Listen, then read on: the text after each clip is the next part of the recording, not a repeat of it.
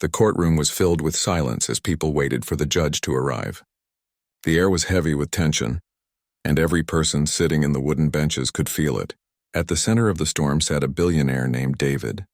He was once the pride of the city, a man who built a huge company that gave work to thousands of people. But now he was accused of crimes that could destroy his name and his life.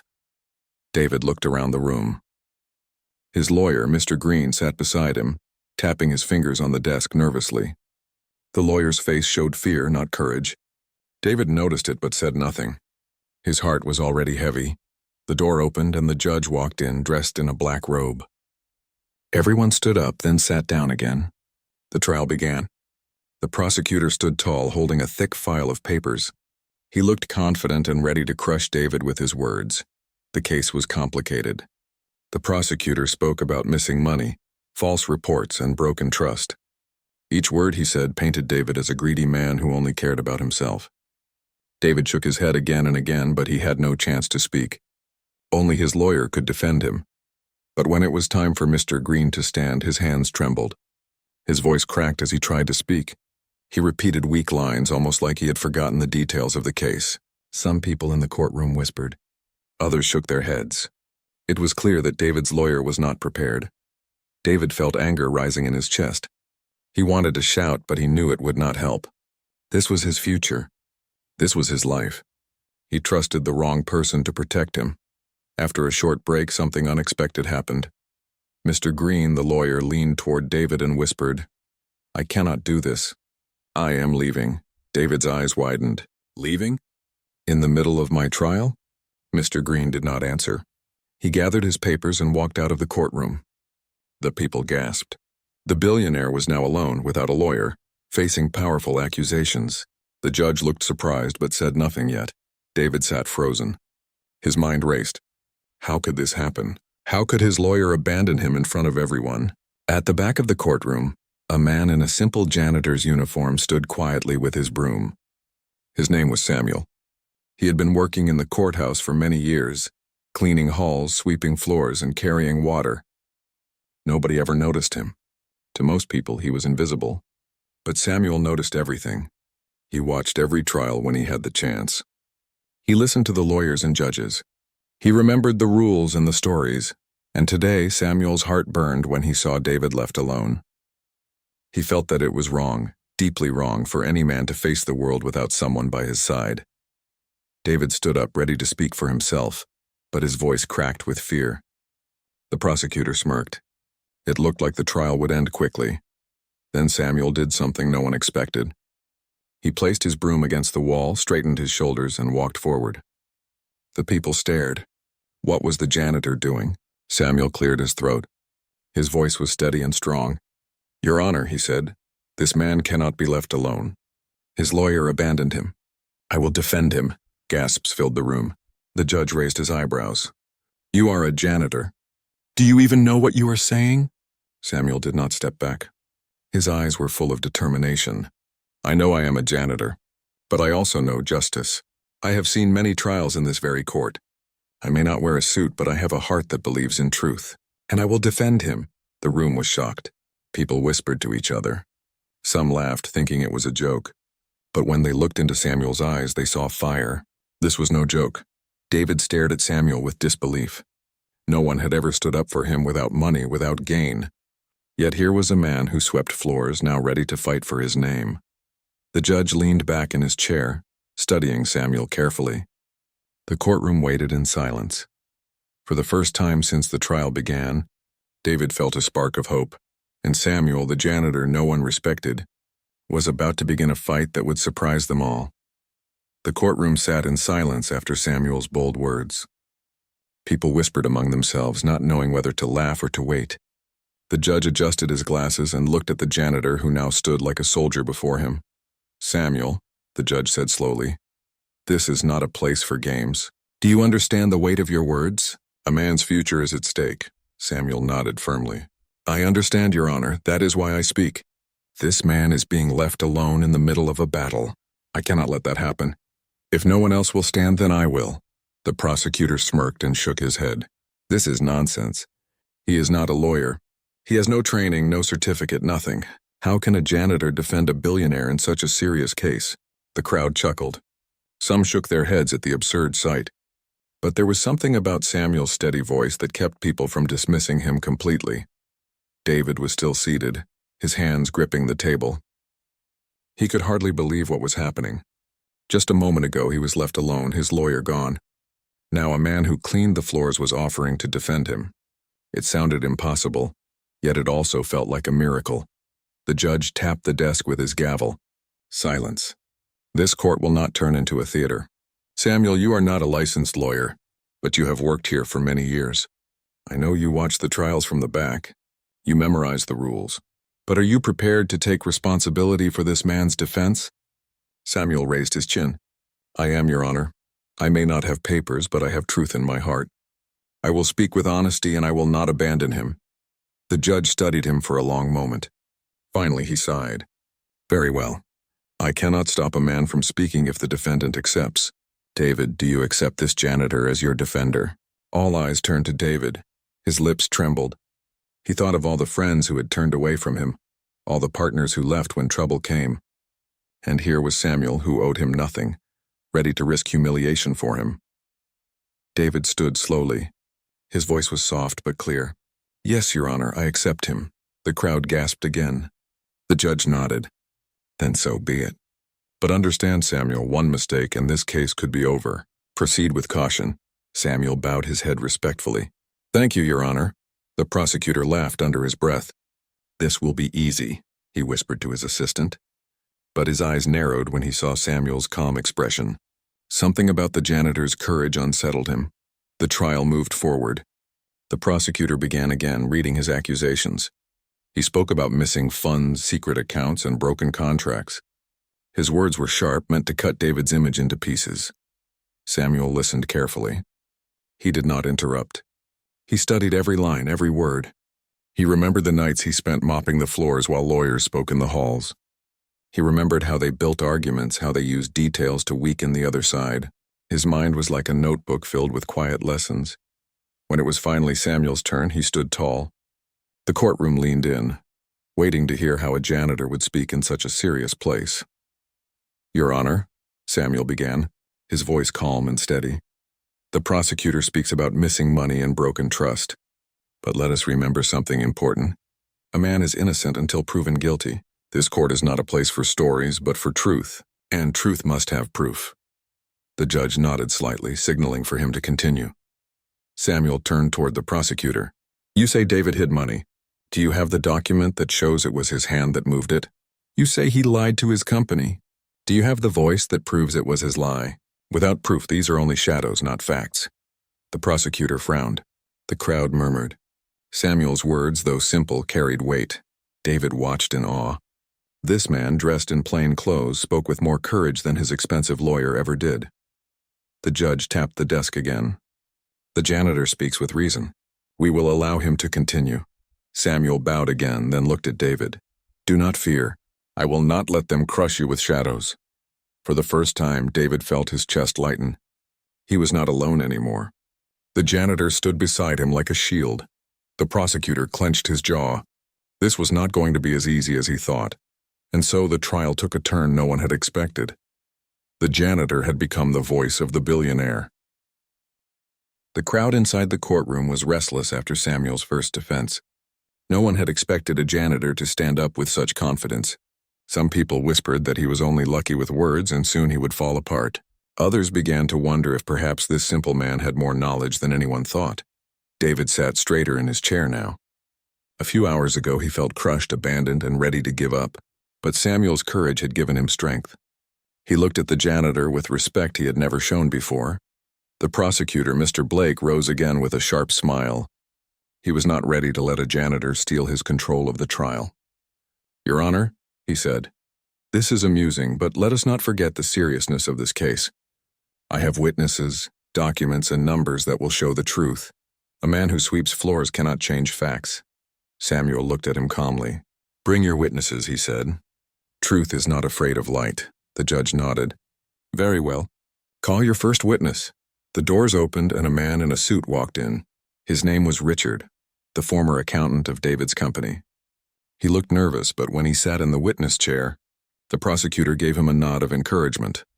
"Tell the court," Mr. Blake said, "what you discovered while working for David." Richard cleared his throat. "I discovered secret accounts. Money was moved without records.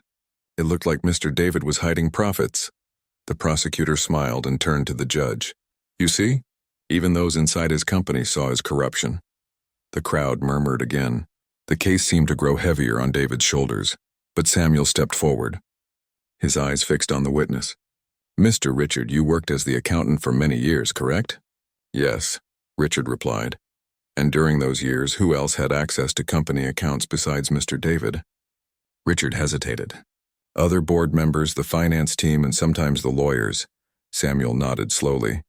"So you admit many hands touched those accounts, not just one man?" "Yes, but—" Samuel raised his hand. "No but, sir. Answer this. Did you see David himself move that money with your own eyes?" Richard looked uncomfortable. "No, but I assumed—" "Assumptions are not proof," Samuel cut in, his voice steady. "This is a court of truth, not guesses. If you cannot say you saw him, then you cannot say he did it." The crowd grew louder with whispers.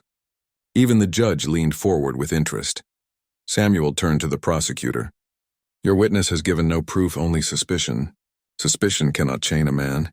David's heart pounded with hope. He wanted to smile, but he held it back. The judge tapped his gavel. "The janitor is correct. Witness testimony without direct proof is weak. Continue." The prosecutor frowned. His plan was shaken, but he was not done. He called another witness, a woman named Clara, who had worked as David's secretary. She walked nervously to the chair. "Clara," Mr. Blake said, "did you not overhear David speaking about hiding funds?" Clara nodded. "Yes, I heard him say something about moving money away from reports." The prosecutor raised his voice proudly. "There you have it. A direct statement from his own secretary." The crowd gasped. David looked pale, but Samuel stepped forward again, his calm face unbroken. "Clara," he said gently, "do you remember exactly what David said? Repeat his words, not your understanding." Clara frowned, thinking hard. He said, "We need to move money away from the reports." Or something like that. Samuel nodded. "Or something like that. You are not sure, are you?" Clara bit her lip. "I am not fully sure. It was a long time ago." Samuel's voice grew firm. "And did you ask him what he meant?" "No." "Then you do not know if he meant to hide money or simply to organize reports, correct?" Clara looked down. I do not know." Samuel turned to the judge. "Words can be twisted, Your Honor. Without clear memory and without context, this testimony is weak." The judge agreed with a slow nod. "Indeed, continue." The prosecutor clenched his fists. His witnesses were shaking like leaves. He did not expect the janitor to strike with such precision. David leaned closer to Samuel and whispered, "How do you know all these things?" Samuel did not take his eyes off the prosecutor. He whispered back, "Years of listening, years of watching. People think janitors hear nothing, but we hear everything." David felt a deep respect grow stronger inside him. He realized Samuel was not just defending him. Samuel was defending the very idea of fairness. The judge called for a short break. The crowd burst into chatter, some laughing at the prosecutor's struggle, others praising the janitor's unexpected wisdom. Samuel walked back to his broom in the corner, stood quietly and closed his eyes for a moment. He was not fighting for fame or power. He was fighting because no man should stand alone when truth was on his side. The battle was only beginning. But the balance of the trial was already shifting. The janitor had shaken the courtroom. When the court resumed after the break, the crowd returned buzzing with excitement. Word had already spread beyond the courthouse that a janitor was defending a billionaire and doing it better than trained lawyers. Reporters waited outside, cameras ready, while inside the judge called for silence again. David sat calmly beside Samuel now. The fear in his face had faded, replaced by trust. He no longer saw Samuel as just a janitor. He saw him as a man who stood when everyone else walked away. The prosecutor, Mr. Blake, looked tired but still determined. He arranged his papers quickly and turned toward the judge. "Your Honor," he said, "I still have solid evidence to present. I will show the documents that prove the missing funds were signed by the defendant." Samuel watched him carefully as he opened a large file and laid out several printed sheets on the desk. The prosecutor lifted one paper high and spoke clearly. Here it is. The signature of David himself authorizing the transfer of money to a private account. The crowd leaned forward to see. The paper looked official, covered with stamps and marks. For a moment, David's face turned pale again. He whispered, "That's my signature." "How did they get that?" Samuel placed a hand on his shoulder. "Calm down. Let us look closely first." He walked slowly to the desk where the papers lay. The judge allowed him to inspect them. Samuel studied the document carefully. The signature looked real, but something about the rest of the page seemed strange. The ink was slightly faded in some places and darker in others. The paper itself looked newer than the others in the same file. "Mr. Blake," Samuel said, "may I ask who prepared this document?" The prosecutor smiled confidently. The company's internal audit team provided it to the investigation.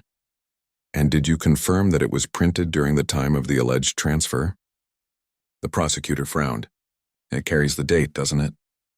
Samuel turned to the judge. "Your Honor, dates can be printed, but the age of the paper tells the truth. This page is newer than others in the file. If this were from 2 years ago, it would have the same color and wear. It looks like it was added later." The judge leaned forward to inspect. He rubbed his finger across the paper and nodded slightly. "It does seem different. Continue." The crowd whispered again. Samuel then looked at the signature. "And as for the signature, may I ask the defendant something?" The judge nodded. Samuel turned to David. "Do you remember what kind of pen you used for official papers 2 years ago?" David thought for a moment. "I always used a black fountain pen. It was a gift from my late father. I never used blue ink for business documents."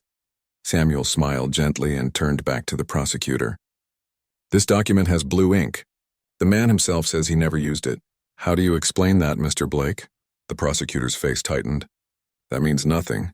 Anyone can change pens," and Samuel shook his head. "No, Your Honor. This small detail shows that the document is false or modified. A true investigation would have checked such things.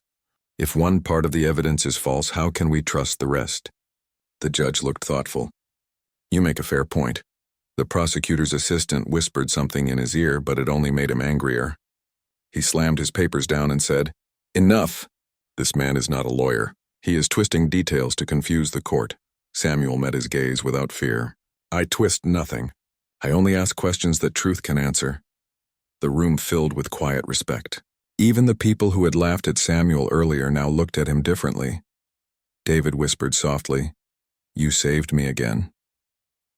Samuel didn't smile. "The fight is not over yet." The judge decided to end the session early for the day. "Tomorrow," he said, "we will continue with further review of the evidence.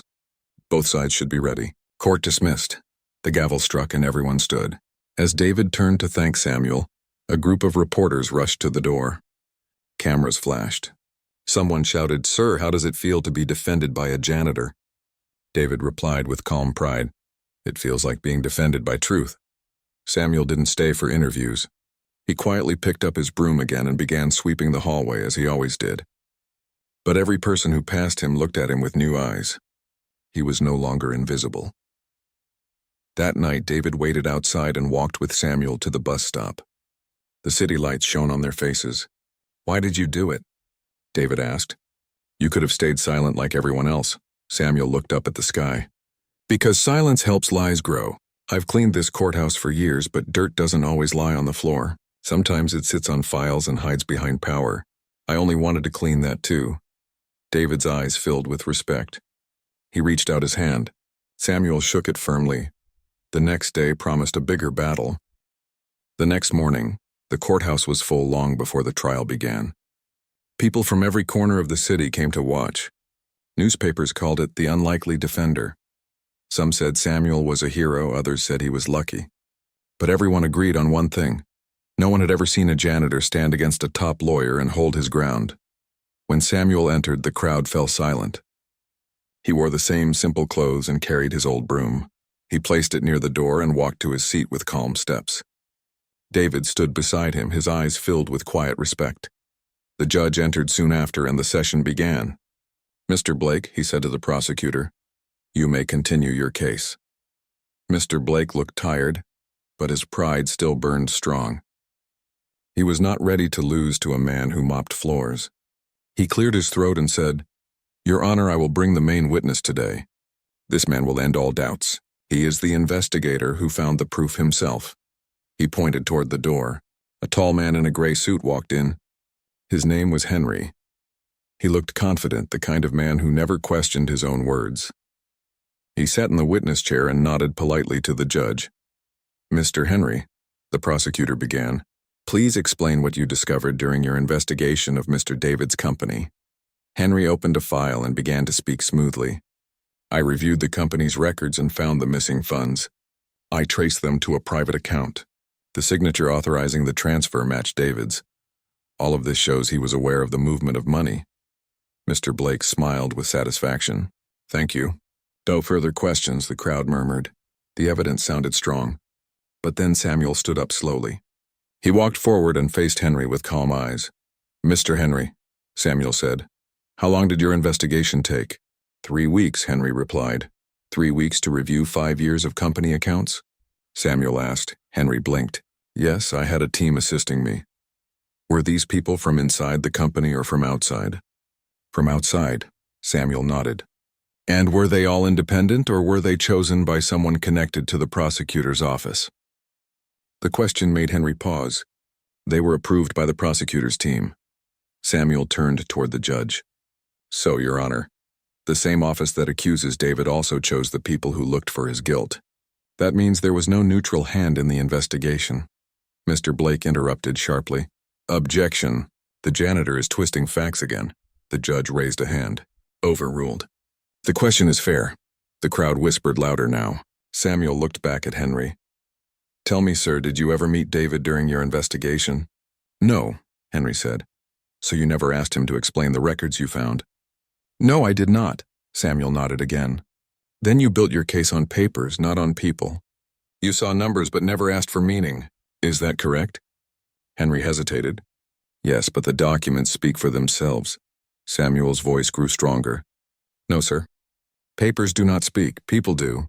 You could have asked, but you chose not to. That means you saw what you wanted to see." The courtroom fell quiet. The prosecutor's confident smile faded. Samuel turned to the judge. "Your Honor, an investigation that listens only to one side cannot be called fair. The witness admits he never spoke to David or his workers. He did not search for truth. He searched for guilt." The judge nodded slowly.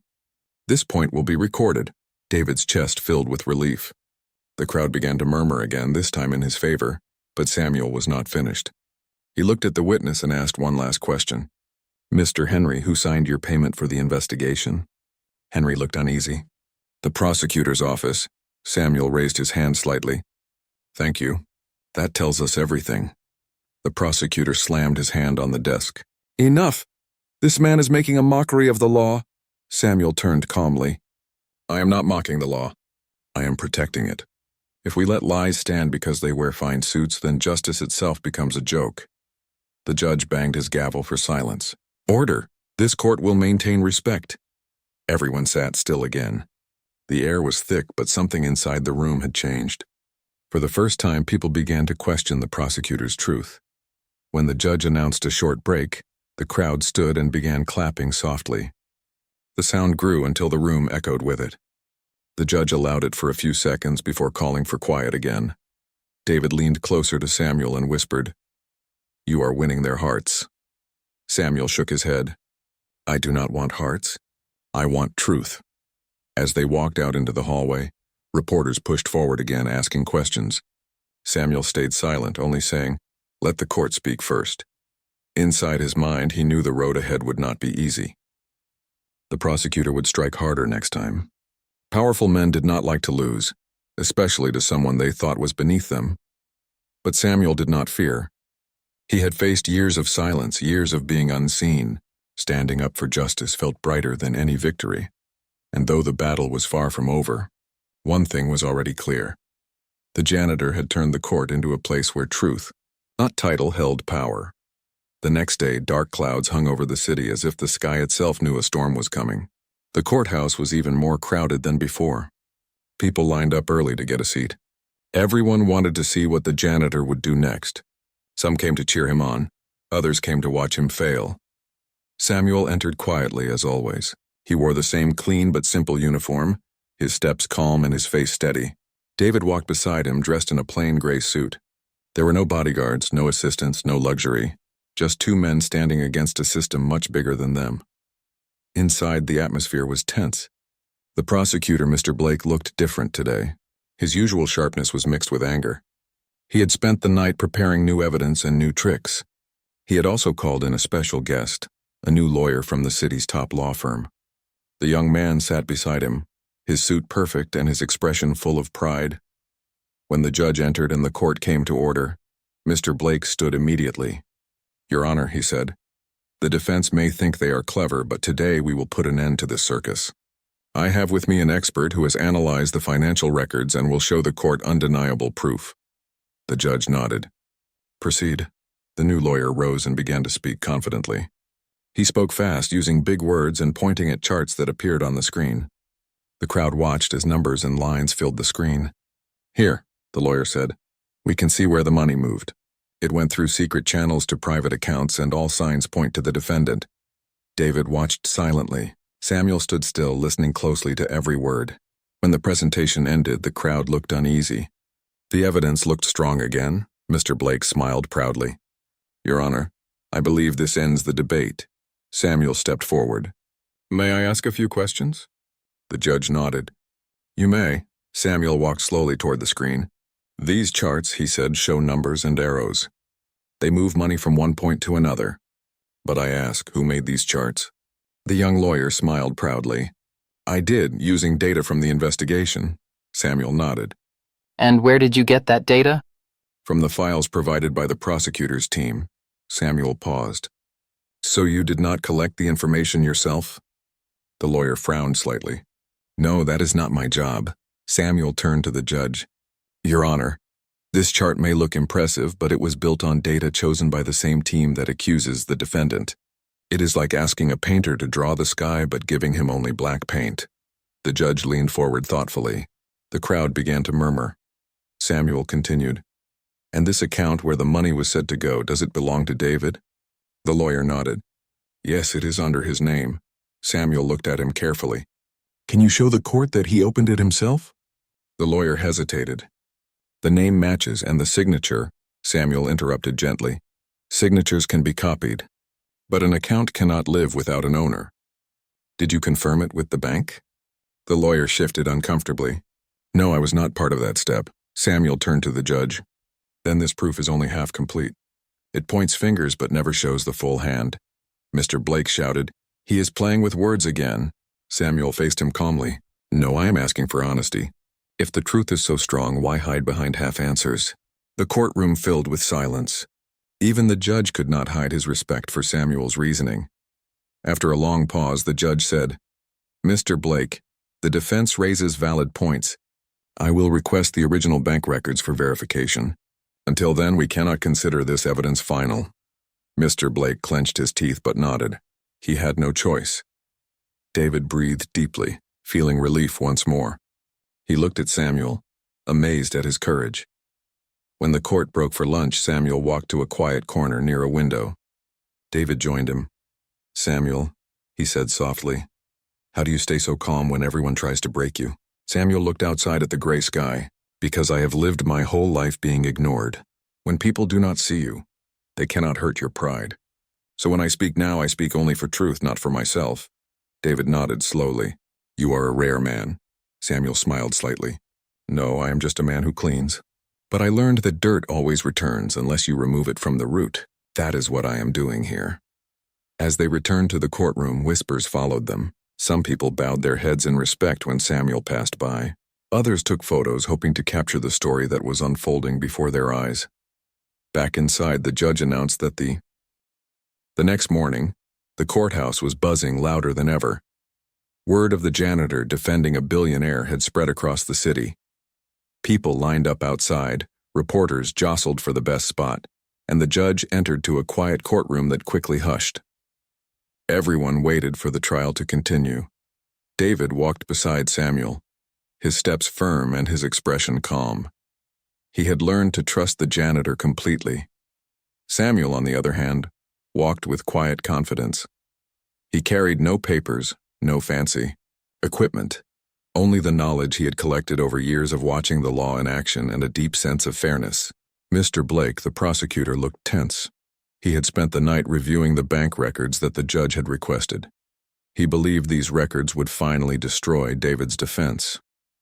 Beside him, the young lawyer from the city's top law firm held the files tightly, ready to strike. The judge called the court to order. "We will continue with the review of the evidence. Mr. Blake, please present the bank records." The prosecutor handed the files to the court clerk, who carefully laid them on the table. Henry, the investigator, returned to testify about what the record showed. The crowd watched as he pointed to numbers and accounts that seemed to connect directly to David. Samuel stepped forward slowly, taking his time.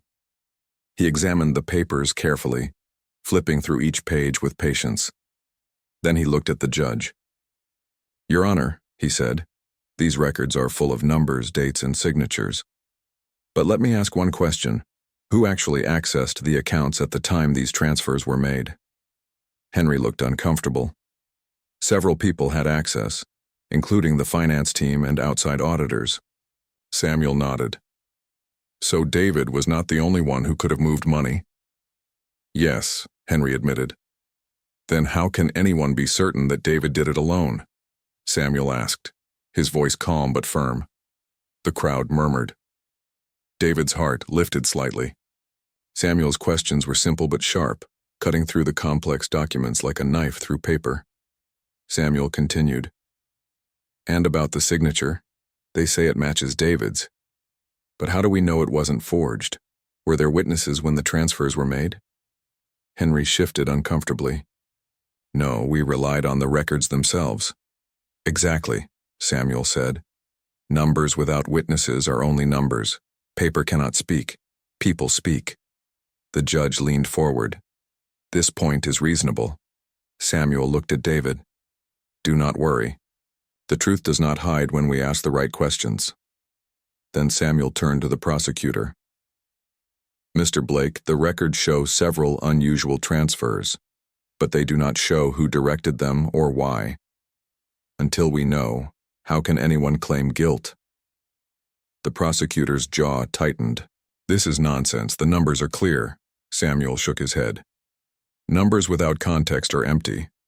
They cannot condemn a man." Henry, the investigator, fidgeted under Samuel's calm scrutiny. Even the young lawyer beside the prosecutor looked uneasy. Samuel's confidence was like a light exposing every hidden weakness. The judge tapped his gavel. "I agree that further verification is needed. Mr. Blake, you will provide full witness testimony about each transfer. The court cannot rely solely on documents." The prosecutor clenched his fists but nodded. He realized the trial had shifted in favor of the defense. The janitor's questions were not only smart, they were powerful.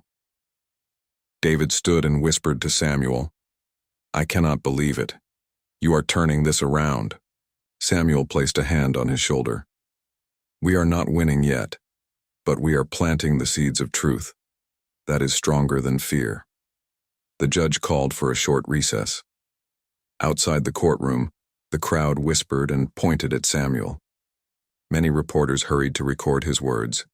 People began to see that courage could come from the most unexpected places. David walked beside Samuel quietly. "Tomorrow, they will fight harder." Samuel nodded. "Let them. Truth has nothing to fear. Lies crumble under simple questions." The janitor returned to his corner, his broom by the wall. He looked around at the courthouse that had been his home for years. Today, it felt different. He was no longer invisible. He was no longer just the man who cleaned floors. He was a defender of justice, a guardian for someone who had been abandoned. David watched him with admiration. He realized that the wealth he had would never match the courage Samuel carried in his heart. The janitor had taught him a lesson no lawyer ever could. Sometimes bravery and honesty are stronger than titles and money. As the rain outside began to fall softly, David knew the battle was far from over.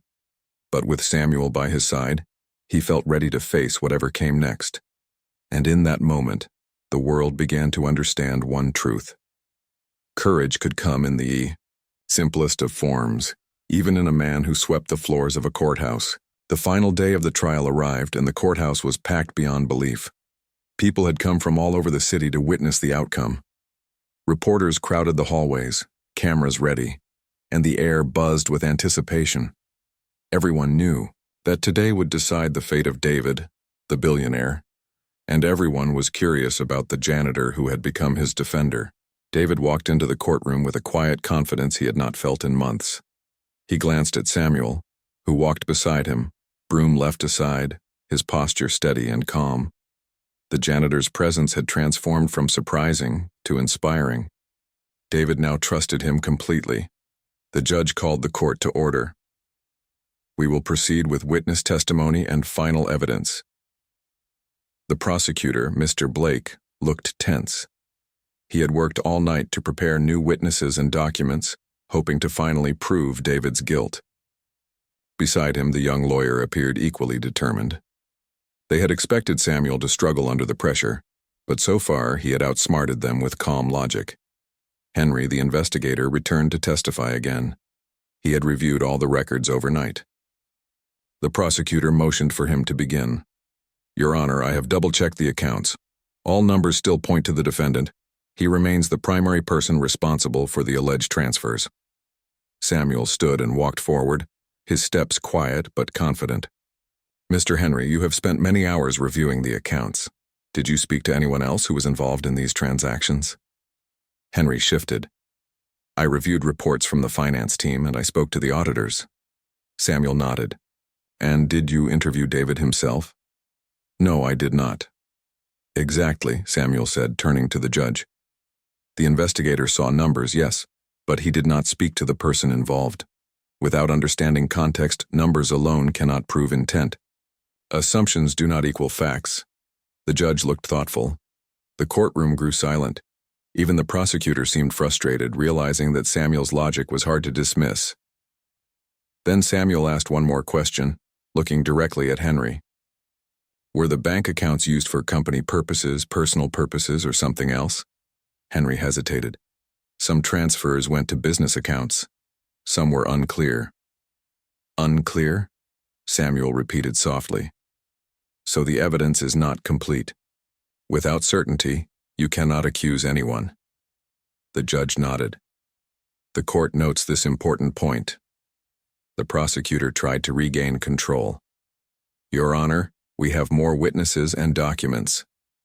Samuel smiled faintly. Your Honor, before we proceed, let us remember one thing. The law exists to protect truth, not to punish suspicion. If we accuse a man based on incomplete evidence, we fail justice itself. The judge tapped his gavel. The court agrees that no person should be condemned without clear and complete proof. The courtroom fell into quiet reflection. Even the crowd seemed to hold its breath. Finally, the judge turned to David. Mr. David, after reviewing all evidence and testimony, the court finds that there is no sufficient proof to convict you. You are free of all charges.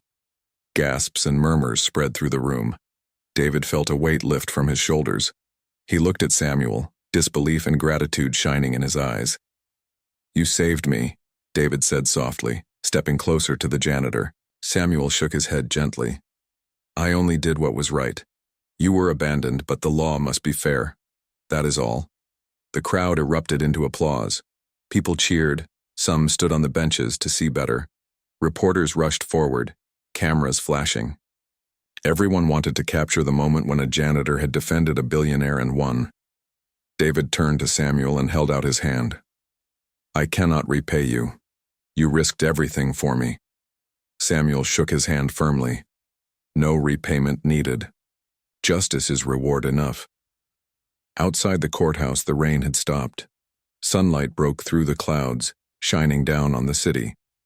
People left the building talking excitedly about the janitor who had stood for truth, proving that courage and honesty could come from anyone, anywhere.